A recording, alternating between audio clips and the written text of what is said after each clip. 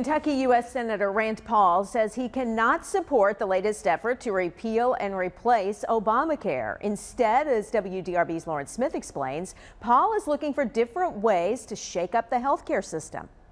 Senator Rand Paul came here to this doctor's office in Crestwood to see a growing alternative to traditional medicine. Paul toured the practice of what's called a direct primary care physician. Dr. Molly Rutherford sees fewer patients, but charges them a flat monthly fee for personal service and 24/7 access. So they pay me anywhere from $50 to $100 a month for the membership. And there's little or no additional charge for most in-office procedures, and no health insurance involved. Quite often, they actually save money by doing this because either by their medications or they're not having to go to the urgent care for something.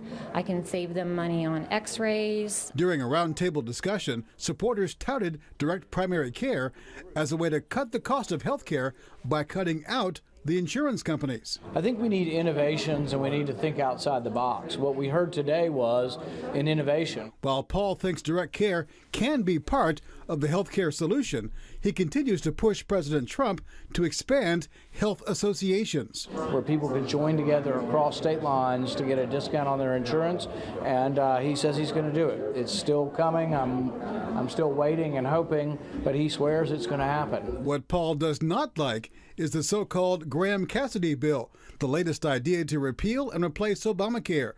It essentially gives states money to create their own health care systems. I'm just not a big fan of the Graham-Cassidy because it keeps most of the Obamacare spending and then reshuffles who gets it. But Dr. Rutherford says, from her perspective, the entire conversation in Washington needs to change. We don't need to be talking about whether or not people have insurance. We've got to figure out how to get those costs down. And this model demonstrates that you can. Senator Paul says right now passage of the Graham-Cassidy bill is too close to call. In Crestwood, Lawrence Smith, WDRB News.